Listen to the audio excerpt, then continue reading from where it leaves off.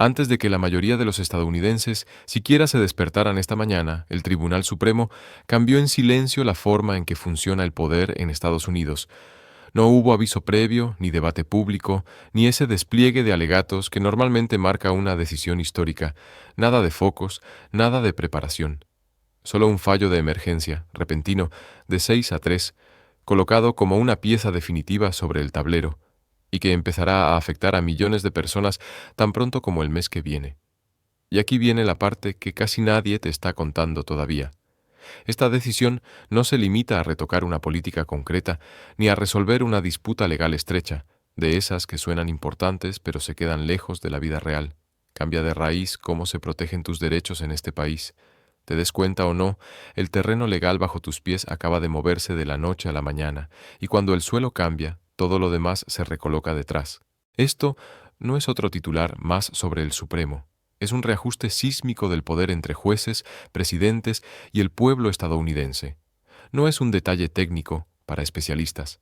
Es una nueva forma de entender quién puede frenar, quién puede avanzar y quién tiene que esperar. En capitales estatales, agencias federales y tribunales desde Washington, D.C. hasta California, las reglas del juego se reescribieron en cuestión de horas, y la mayoría no tiene ni idea de lo que acaba de pasar. Antes de desmenuzar los detalles que ya están enviando ondas de choque por todo el sistema legal, asegúrate de estar suscrito, porque este es exactamente el tipo de decisión del Tribunal Supremo que no parece real, hasta que te golpea la vida de frente. Es de esas noticias que al principio suenan lejanas, casi técnicas, y luego aparecen en tu día a día sin pedir permiso. Y cuando eso pasa, ya es tarde para ponerse al día. Por eso quédate aquí, porque lo que viene no es teoría, es el manual de cómo funciona el poder cuando nadie está mirando. Anoche, muy tarde, el Tribunal Supremo publicó un fallo de emergencia de 6-3 en el caso Trump contra Casa, Inc., a través de lo que se conoce como el Shadow Docket, el expediente en la sombra. Traducido, una vía rápida, discreta, sin el recorrido que normalmente obliga a explicar, justificar y exponer cada paso ante el país. Nada de alegatos orales, nada de meses de deliberaciones, nada de un proceso público completo de presentación de escritos, solo una decisión rápida que, en cuanto cae, cambia el mapa y obliga a jueces, abogados y agencias a recalcular su siguiente movimiento. El caso en sí giraba en torno a una orden ejecutiva de altísimo riesgo relacionada con la ciudadanía por nacimiento. Pero el tribunal no se limitó a resolver ese punto. Usó este asunto como puerta de entrada para algo mucho más grande. Cerrar una disputa interna, de décadas, sobre hasta dónde llega el poder de los jueces federales. Una pelea silenciosa, acumulada entre pasillos, opiniones y precedentes, que llevaba años creciendo sin estallar hasta ahora. Y lo que decidieron aquí no solo responde a un caso, redefine el terreno de los próximos. En el centro del fallo hay un concepto del que la mayoría de los estadounidenses nunca ha oído hablar, pero del que han dependido durante décadas incluso sin darse cuenta. Es una de esas piezas invisibles del sistema que no aparecen en los discursos, ni en los telediarios, ni en los libros de texto, pero que marcan la diferencia entre una política que avanza sin freno y una política que se queda en pausa. Y cuando esa pieza se mueve, no se mueve solo un caso, se mueve la forma en la que el país entero se defiende cuando alguien dice «esto es inconstitucional». Por eso este punto es tan grande, aunque al principio no lo parezca. Hablamos de las injunctions, las medidas cautelares de alcance nacional, las órdenes de bloqueo capaces de frenar la aplicación de una ley o una política en todo el país. El Tribunal Supremo acaba de dictaminar que los jueces federales ya no pueden emitir ese tipo de medidas universales que impidan que una norma se aplique a nivel nacional. Dicho de otra forma, se acabó la idea de que un solo juez pueda pulsar el botón de pausa para todo Estados Unidos. Y aunque suene a tecnicismo legal, las consecuencias son enormes, porque no se trata de un detalle de procedimiento. Se trata del cómo se protegen los derechos en el mundo real, cuando una norma es impugnada y el reloj empieza a correr.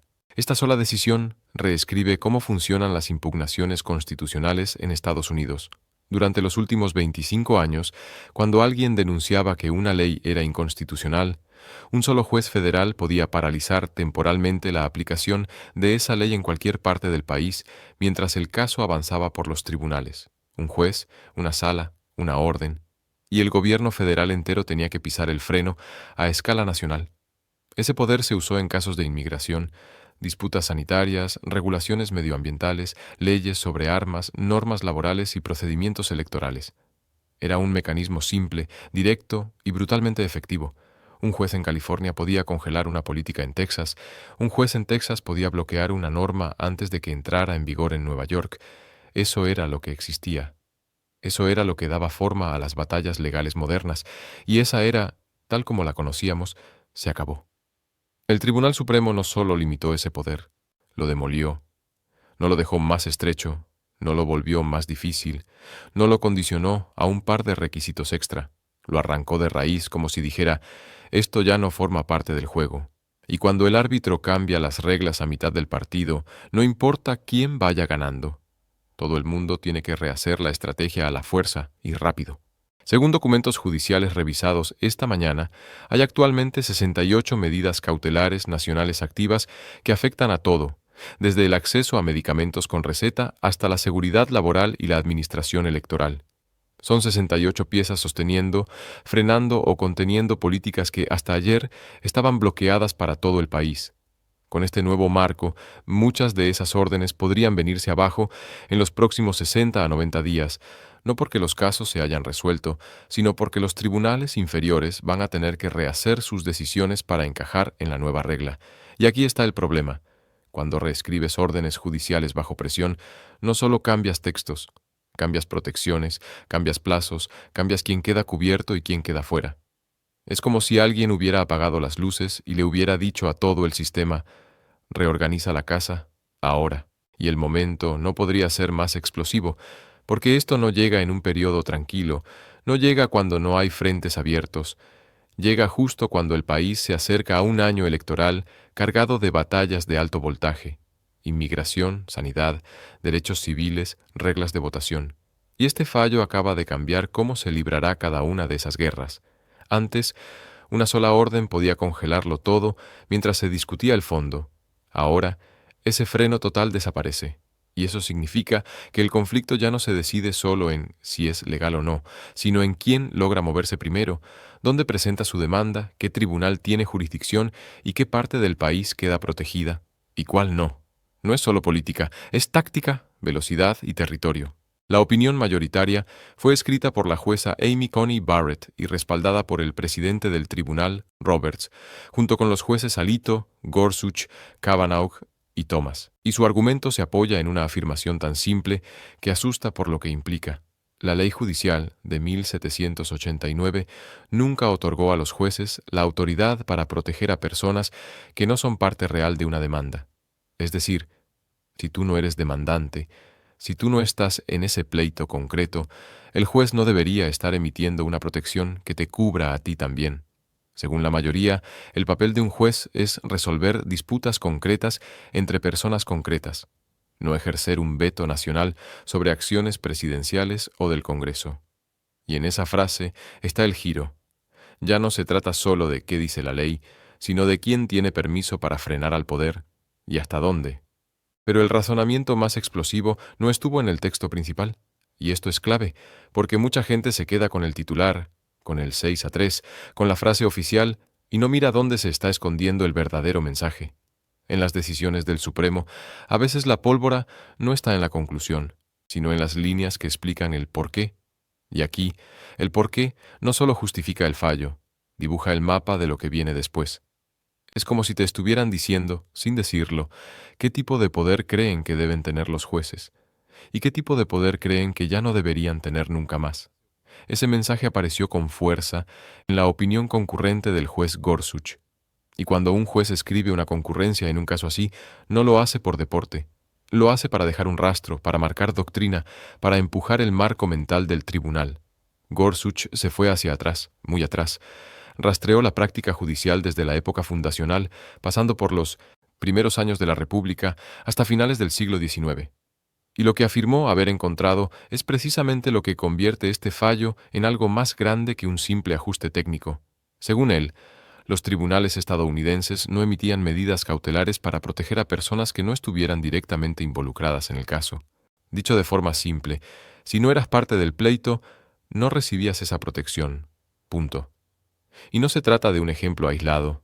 Según su lectura, una y otra vez, los jueces se negaban a extender el alivio más allá de los demandantes que tenían delante.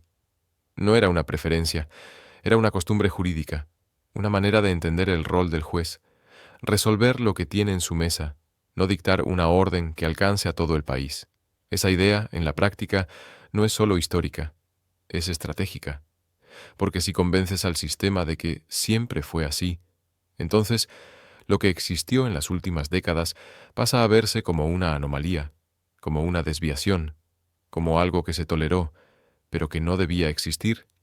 Y cuando algo se etiqueta como anomalía, es mucho más fácil justificar su eliminación total. El juez Thomas fue todavía más lejos, y aquí el tono cambia. Ya no es solo historia, es acusación.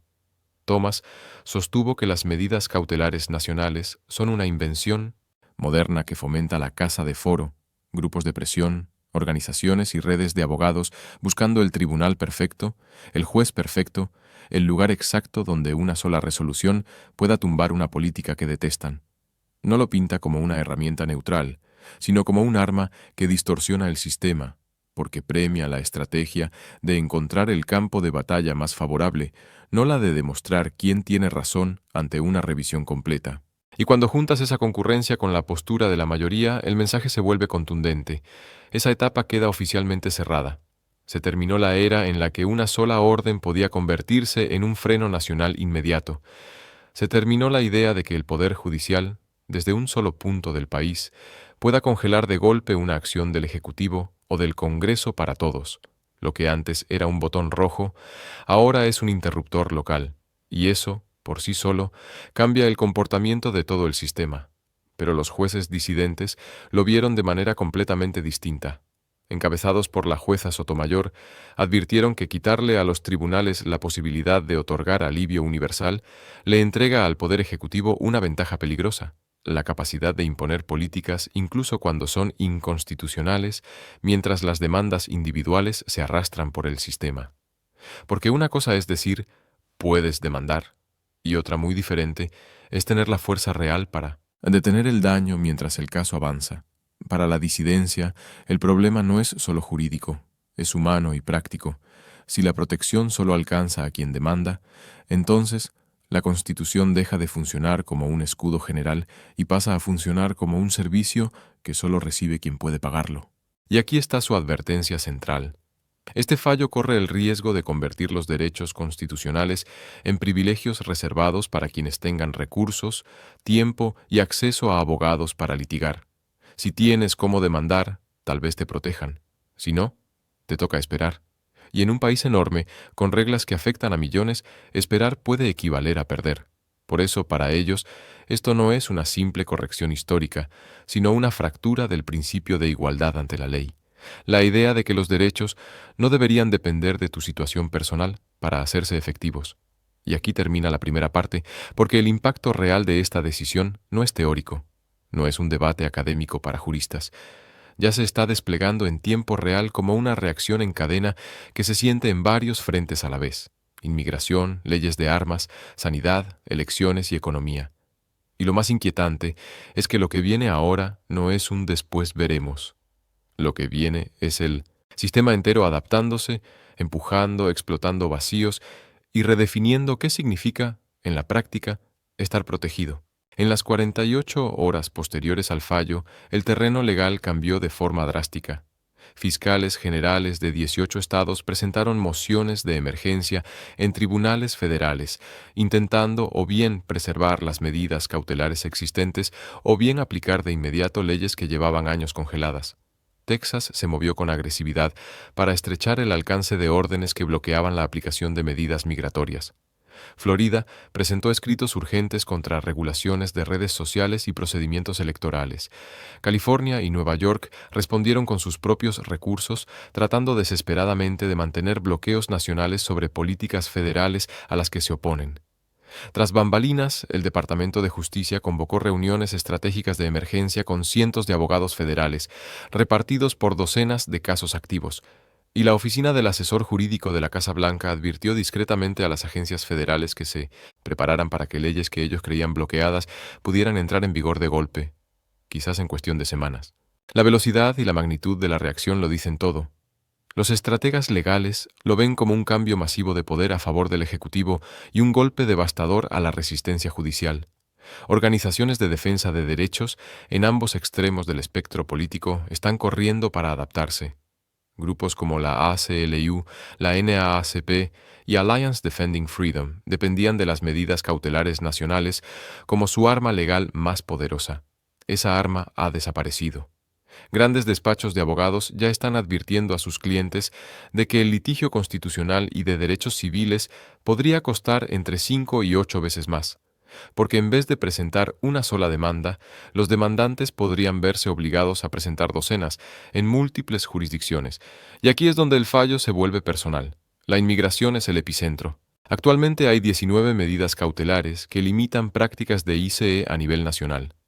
Con el nuevo marco, esas protecciones podrían aplicarse solo a demandantes concretos, en distritos concretos. A partir de ahora, la aplicación de las normas migratorias podría ser completamente distinta dependiendo de dónde vivas. Lo mismo ocurre con derechos sobre armas, acceso a sanidad, protecciones medioambientales, normas laborales y leyes electorales. Tus derechos podrían empezar a depender de tu código postal. Podríamos estar entrando en una era en la que la ley federal existe sobre el papel, pero se aplica de manera desigual en todo el país. 50 versiones de la misma norma. Una sola constitución, pero una protección fragmentada. De cara al ciclo electoral de 2026, este fallo prepara el terreno para un caos legal sin precedentes. Administradores electorales ya advierten de un escenario de pesadilla. Reglas de votación que varían no por la ley del Estado, sino por la geografía judicial, por qué tribunal te toca, y el mundo corporativo también está en pánico. Las empresas que operan en varios estados se enfrentan ahora a la posibilidad de tener que cumplir reglas federales distintas según la región. Banca, sanidad, tecnología y farmacéuticas están alertando de costos de cumplimiento gigantescos y de una confusión regulatoria enorme. Algunas estimaciones sugieren que esta fragmentación legal podría costar a las empresas decenas de miles de millones de dólares al año. Pero esta historia va todavía más hondo. Este fallo encaja en una estrategia más amplia del Tribunal Supremo que depende cada vez más del shadow docket, donde se toman decisiones de alto impacto sin un proceso completo de alegatos ni explicaciones extensas. Al emitir órdenes de emergencia que, en la práctica, remodelan el derecho, el tribunal está imponiendo control sobre los tribunales inferiores de maneras que habrían sido impensables hace apenas una década. Los críticos advierten que esto puede generar un efecto paralizante. Jueces que dudan en bloquear incluso acciones claramente inconstitucionales por miedo a una revocación rápida. En materia de derechos civiles, las implicaciones son profundas. Durante décadas, las medidas cautelares amplias fueron la herramienta principal para desmontar discriminación sistémica. Ahora, los tribunales podrían proteger solo a ese pequeño grupo de personas que demanda, dejando expuestas a miles más, a menos que presenten sus propias acciones legales. La jueza Jackson lo llamó una amenaza existencial para el Estado de Derecho, advirtiendo que crea zonas donde la Constitución, en la práctica, deja de aplicarse. El fallo de emergencia 6-3 del Tribunal Supremo en Trump contra Casa, Inc., no solo cambió un procedimiento legal, cambió el significado de protección en Estados Unidos. Si tu derecho a votar, a la igualdad de protección o al debido proceso solo existe si tienes recursos para demandar, entonces esos derechos empiezan a parecer menos garantías y más privilegios.